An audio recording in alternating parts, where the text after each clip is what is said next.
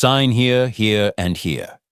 Those were the words Victoria Chen heard as her husband Marcus slid divorce papers across the mahogany desk of his corner office, the same office she cleaned every night for the past 3 years while secretly owning the building he worked in. It was 11:47 p.m. on a Tuesday. Victoria stood there in her cleaning uniform, rubber gloves still on, her hands shaking as she stared at the papers. Behind Marcus, pressed against the wall pretending to organize files, was Natasha Petrov, his 26-year-old executive assistant, wearing a designer dress that cost more than Victoria supposedly made in a month. "I don't understand," Victoria whispered, her accent thicker when emotional, the accent Marcus used to say he loved back when he thought her immigrant story was inspiring instead of embarrassing. "It's simple, Vic." Marcus didn't even look at her. He was reviewing something on his tablet, multitasking her heartbreak. "I'm done pretending. Natasha and I are in love. We've been together for 8 months. I'm making her VP of operations next week. And honestly, having a cleaning lady as a wife, it's not the image I need anymore. But I put you through business school," Victoria's voice cracked. "I worked 3 jobs so you could get your MBA. I believed in you and I'm grateful for that." He finally looked up and his eyes were cold, transactional, "which is why I'm being generous. You can keep the apartment. I'll give you $50,000 as a settlement. That's more than fair for someone in your position." $50,000. Victoria almost laughed. Because what Marcus didn't know, what he had absolutely no idea about, was that 3 years ago, when he was struggling to launch his revolutionary tech startup, when he was begging investors for meetings, when he was about to give up, Victoria hadn't just believed in him. She had saved him. With money from the trust her grandmother left her. The grandmother he'd never asked about. The grandmother whose funeral he'd skipped because of a crucial investor meeting. Victoria Chen wasn't just a cleaning lady. She was Victoria Chen Volkov, sole heir to the Volkov industrial empire, granddaughter of Katerina Volkov, who'd built a $6.2 billion manufacturing dynasty across Eastern Europe and Asia. And when Marcus needed $12 million to save his failing startup, Victoria had quietly purchased 67% of his company through shell corporations her grandmother's lawyers set up. She owned him. She'd always owned him. She just wanted him to love her for who she was, not what she had. But now, watching him hand divorce papers to his wife of 7 years while his mistress smirked in the corner, Victoria realized her grandmother had been right all along. "People show you who they truly are when they think you have nothing," Katerina had told her 3 weeks before she died. "And when they do, my darling girl, you show them exactly what they threw away, not with anger. With elegance." Victoria looked at the papers, then at Marcus, then at Natasha, and she smiled. "Okay, Marcus, I'll sign." His relief was visible. "Thank God. I thought you'd make this difficult." "Just one question." Victoria pulled off her rubber gloves slowly. "The board meeting next Friday, the one where you're announcing Q4 projections and promotions, I assume I'm invited?" Marcus laughed, actually laughed. "Vic, that's for senior leadership and major shareholders. It's not... I mean, you wouldn't even understand what we're discussing." "Right." Victoria picked up the pen. "Of course not." She signed every page. Neat, elegant signature. Victoria Chen Volkov. Marcus didn't even notice the hyphenated name. He never noticed anything about her anymore. "We'll file these tomorrow," he said, already walking back to his desk, back to Natasha. "You can finish your shift and collect your things by the end of the week." Victoria walked out of that office, rode the elevator down 43 floors, and in the empty lobby, surrounded by the building she owned, she pulled out her phone. "Mr. Borisov, it's Victoria. Yes, it's time. Schedule the emergency board meeting for Friday at 9 a.m. and make sure Marcus Anderson receives his notification as majority shareholder protocol requires. He's going to want to be there." "And the other matter, Miss Volkov?" "Activate the prenuptial clause. I want a full asset disclosure by Thursday." She ended the call and looked up at the building stretching into the New York skyline, one of 17 properties in her portfolio.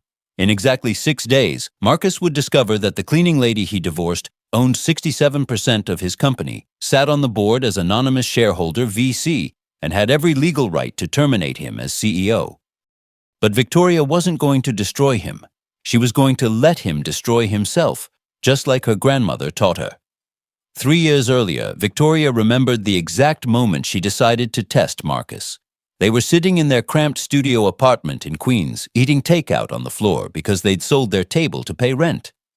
Marcus was spiraling, his startup was hemorrhaging money, investors were pulling out, and he'd just come from another rejection meeting. "I'm done, Vic," he said, head in his hands. 3 years of my life gone. I'm a failure. Victoria set down her chopsticks. "You're not a failure, you're just hitting obstacles.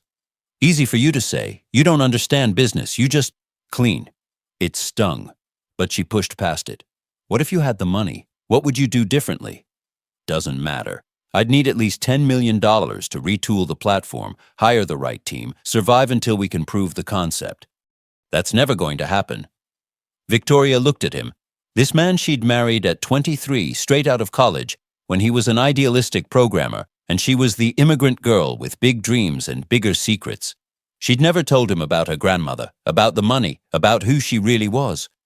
When Victoria came to America at 19, she'd made a pact with herself. She would build a life on her own terms, marry someone who loved her for her character, not her inheritance. Her grandmother Katerina had supported this completely. "Test him," Katerina had said over video calls. "Work a regular job, live simply, see if he values you when he thinks you're ordinary. That's how you'll know if the love is real."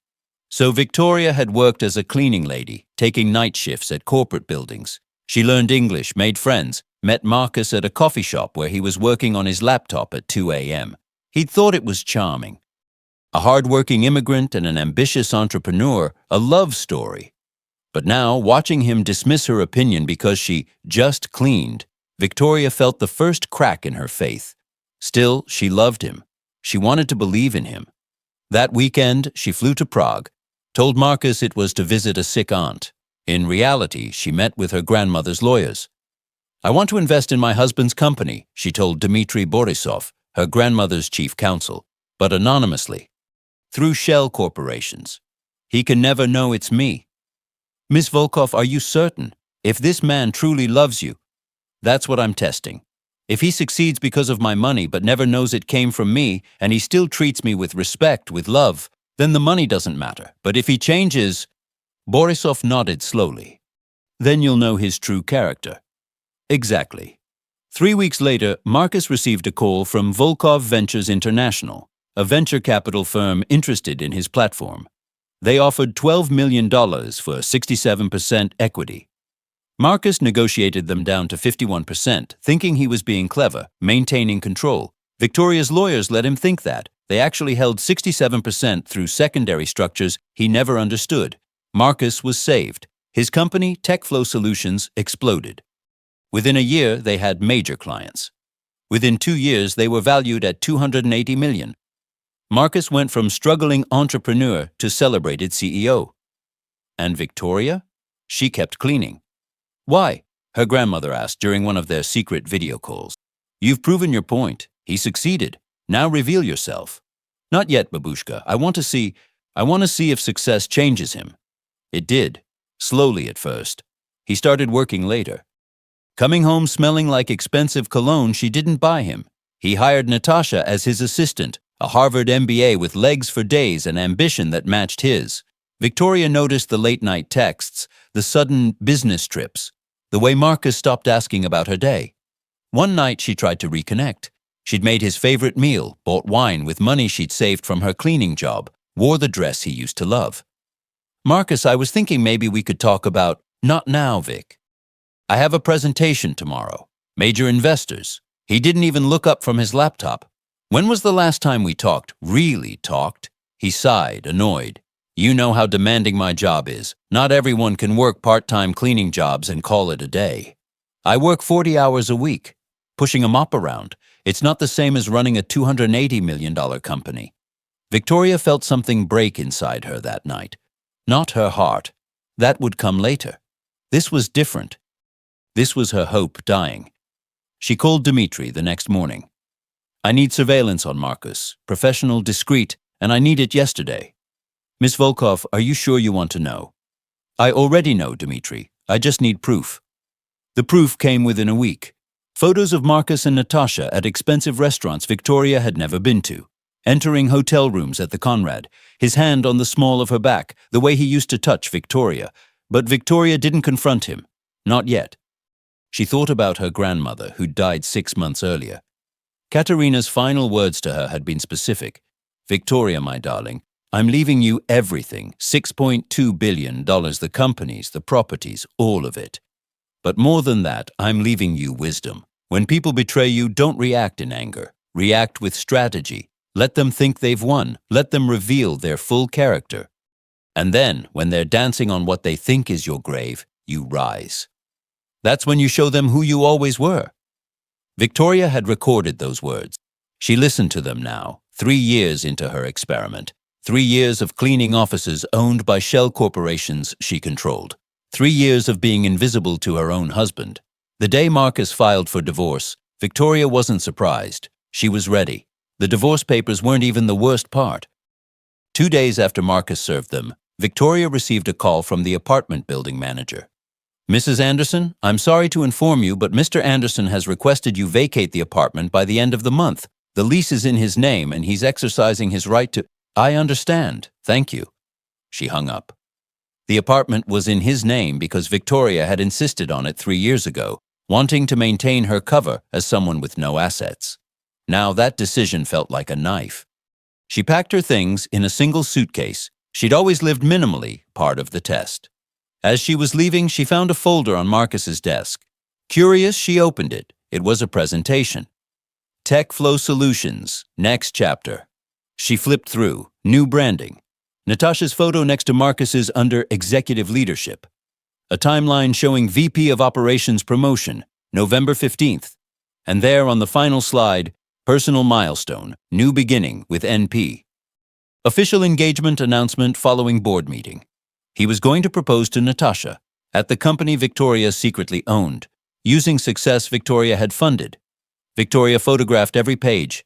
Then she saw it, a handwritten note paper-clipped to the back. Make sure Vic is completely out before we announce. Don't need the cleaning lady ex-wife story getting out and hurting the brand. She signed the NDA, right? N. There it was, in Natasha's handwriting. Proof they'd discussed destroying Victoria's reputation, had her sign legal documents under false pretenses, were actively conspiring to erase her existence. Victoria took photos of everything. Then she called her lawyer.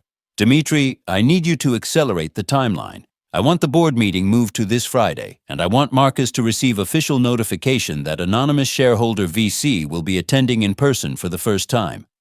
He'll panic. He's been trying to identify VC for 3 years. Good. Let him panic. And Dimitri? Prepare the termination paperwork. I want every option ready. Including the nuclear one?" Victoria looked at the note from Natasha again. Cleaning lady ex-wife. Especially the nuclear one. That Friday, Marcus was manic. Victoria knew because she still had access to the building's security system, perks of ownership. She watched him on cameras, pacing his office, screaming at his assistant to find out who VC was. Someone knows. Someone has to know. We can't have a mystery shareholder showing up to my board meeting. Our research shows VC is represented by Volkov International Legal, someone said. That's a major Eastern European firm, probably some oligarch.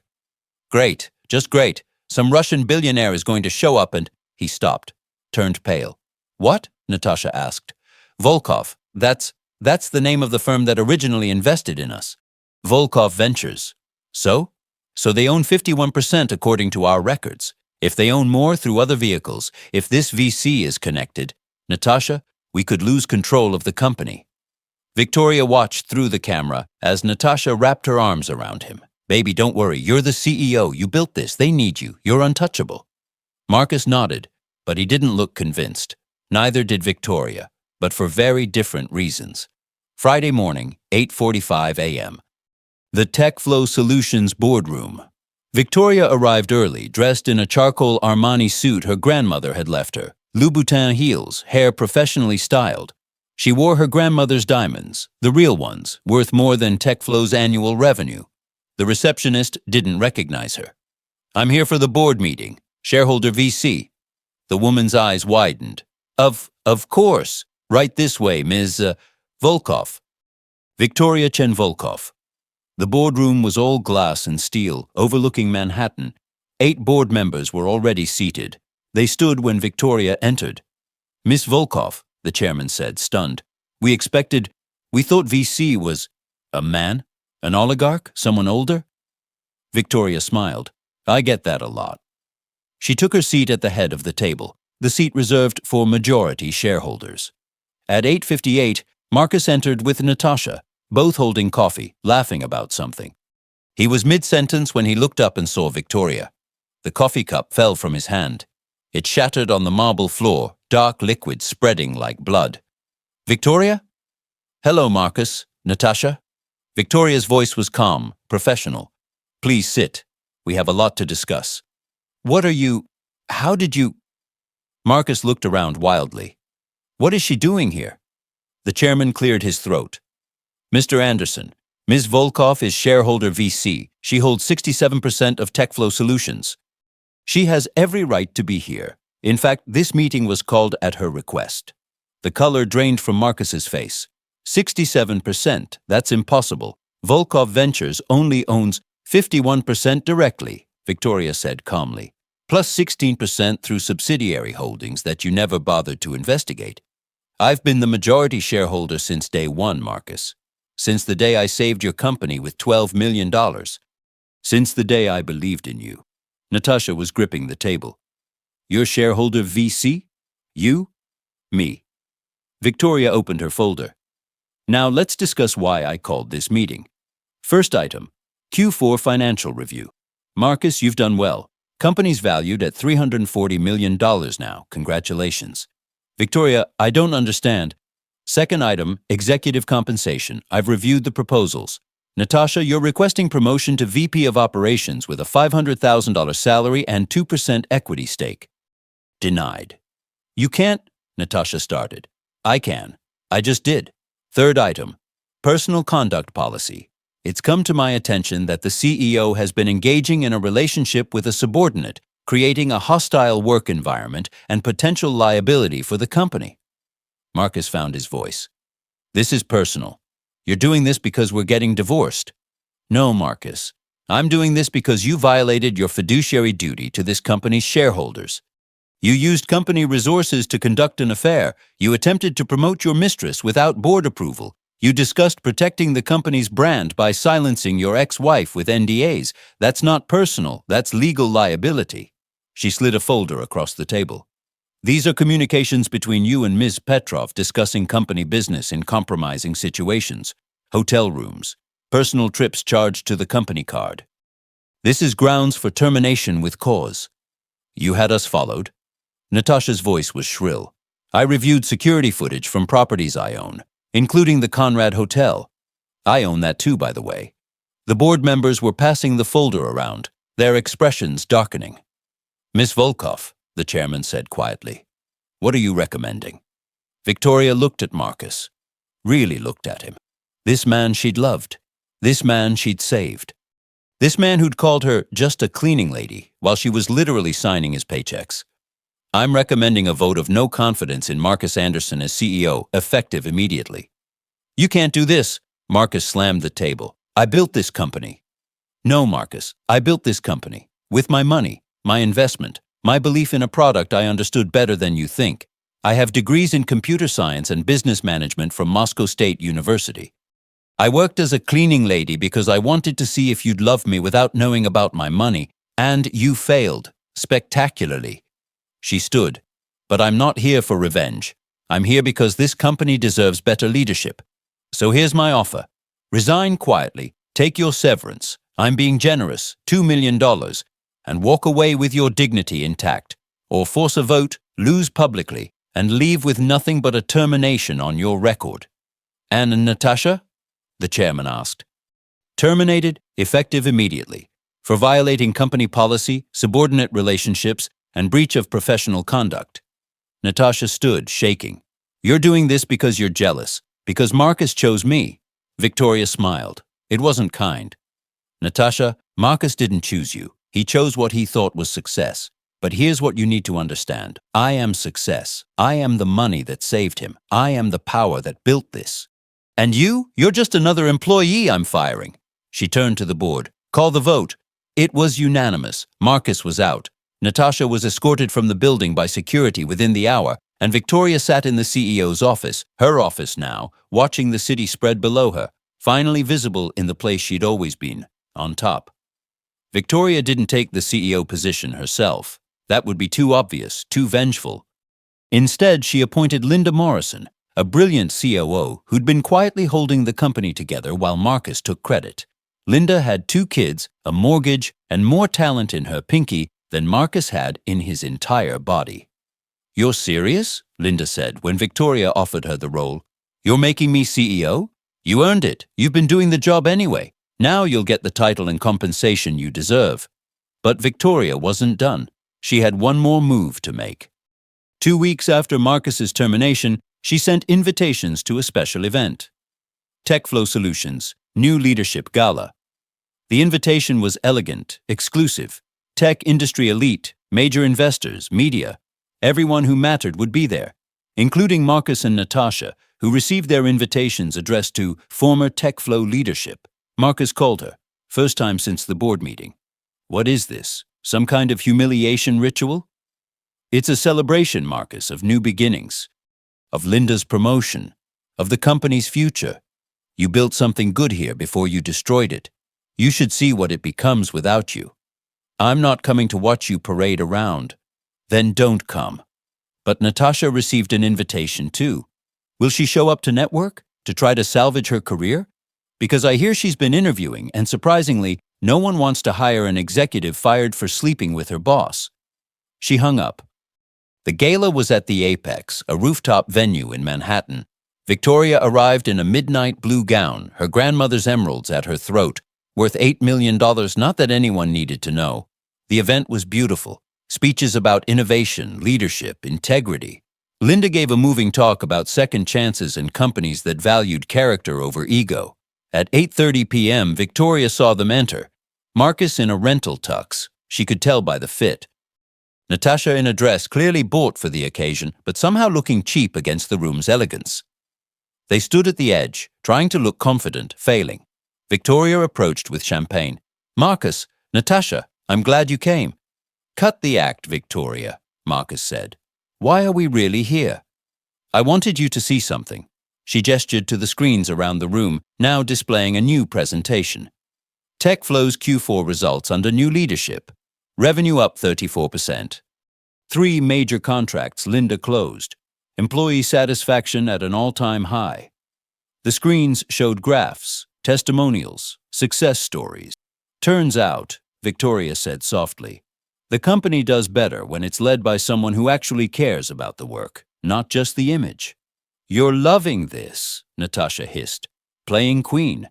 But everyone here knows what you really are, a bitter ex-wife with money. Victoria smiled. Actually, they know what I really am. Would you like me to introduce you?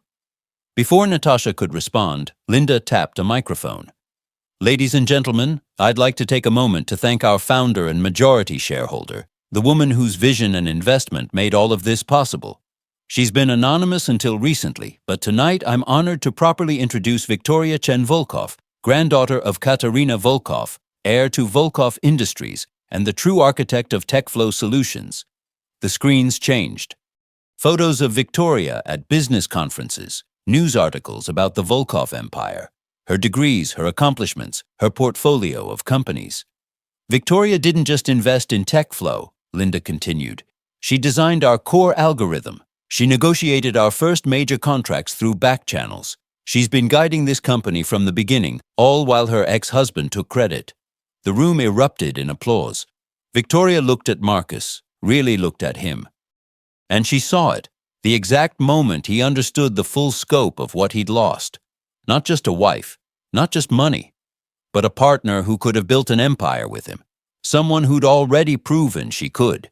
He'd traded a queen for a pawn, and only now realized he was playing chess. The parking garage after the gala was underground, echoing. Victoria was heading to her car when she heard it. Raised voices, one male, one female, both familiar. She stopped, hidden behind a concrete pillar. $600 in my account, Natasha. $600. That's what I have left. That's not my problem, Marcus. Not your problem. You told me to leave her. You said we'd be power couple. I said that when you were a CEO, when you had a future. You're nothing now. You're a failure who got fired by his cleaning lady ex-wife. Do you know what people are saying about me, about us? I lost everything for you. You lost everything because you're an idiot. Natasha's voice was vicious. You had a billionaire wife and you didn't even know it. You were living with a fucking Volkov, and you treated her like dirt. That's not my fault. That's you being too stupid to see what you had. You said she was holding me back. I thought she was poor. I thought you were trading up, but you traded a billionaire for me, Marcus. What does that say about your judgment?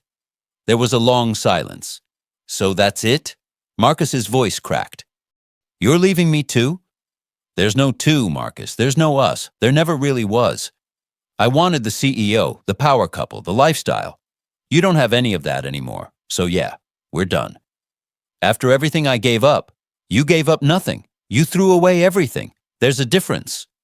Victoria heard heels clicking away, then a sound that made her chest tight despite everything. Marcus crying, not gentle tears, broken, gasping sobs. She should have left. Should have driven away and let him drown in his choices. But she'd loved him once. That had to mean something. She stepped into view. Marcus looked up, face destroyed. Oh, God. Victoria, how much did you hear? Enough. He couldn't finish, just stood there, this man who'd been so confident, so dismissive, now completely shattered. Why? Victoria asked. Not angry, just tired. Why wasn't I enough? When you thought I had nothing, why wasn't my love enough? I don't know. His voice was barely audible. I got successful and I wanted everything to match. The company, the car, the wife. I wanted someone who looked like success. I was success, Marcus. I was literally the money that saved you. I was always enough. You just couldn't see it. I know that now. He laughed, broken. I know exactly what I lost. And I have to live with that forever. Victoria felt something shift in her chest. Not forgiveness, but maybe the beginning of letting go. The $2 million severance hits your account Monday, she said. It's more than generous. Use it wisely. Start over. Build something real this time. Why are you being kind to me after everything Because my grandmother taught me that cruelty is easy, dignity is hard, and I choose to be like her, not like you. She walked to her car, stopped, turned back. Marcus, for what it's worth, I really did love you. The you from 3 years ago, before the success changed you. That man was worth saving. Try to find him again. She drove away and didn't look back. 5 years later, Victoria stood in her Manhattan office, the corner one, 52nd floor, view of the entire city.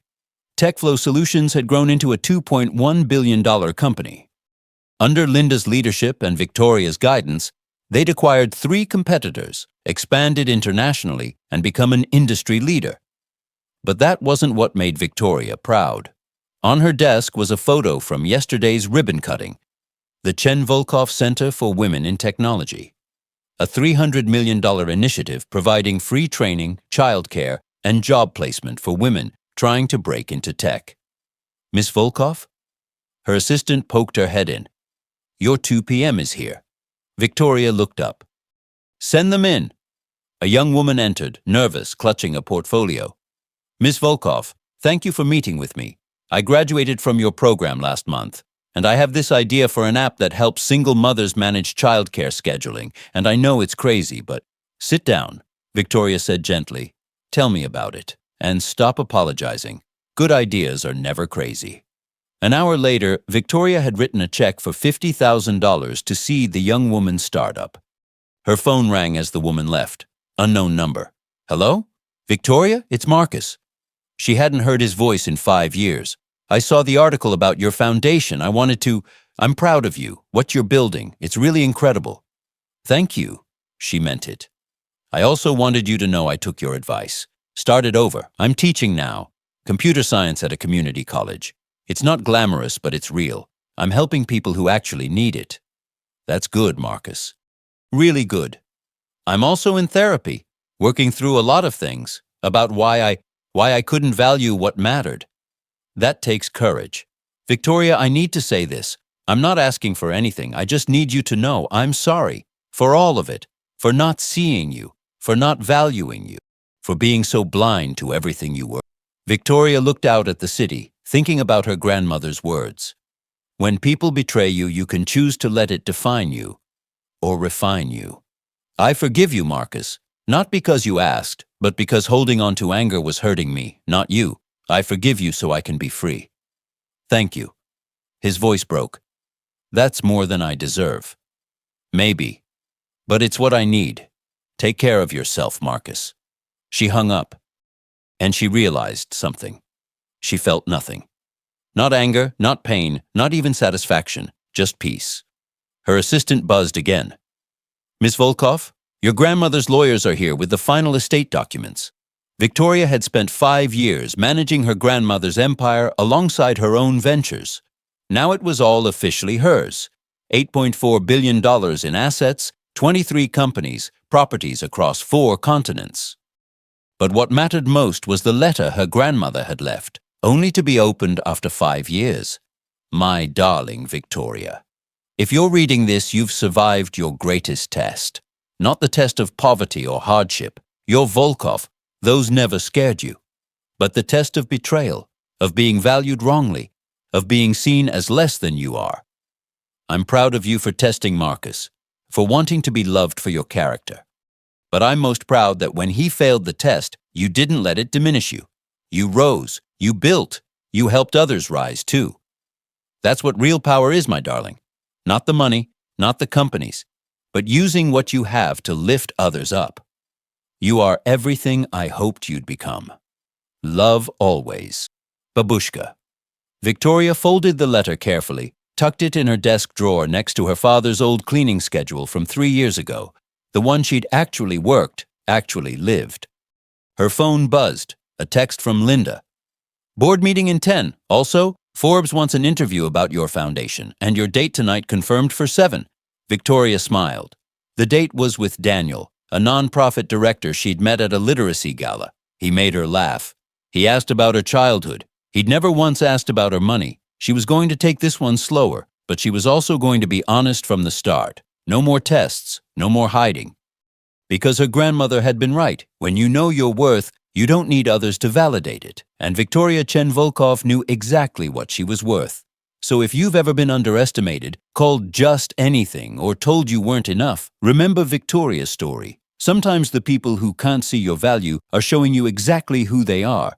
And sometimes the greatest gift they give you is leaving, because they make room for the life you were always meant to build. Drop a comment right now. Where are you watching from? And have you ever been underestimated? Tell me your story. Hit that subscribe button if you believe in rising with dignity, in knowing your worth, in proving your value not through revenge, but through excellence. Because you are never just anything. You're exactly who you're meant to be, and that's more than enough.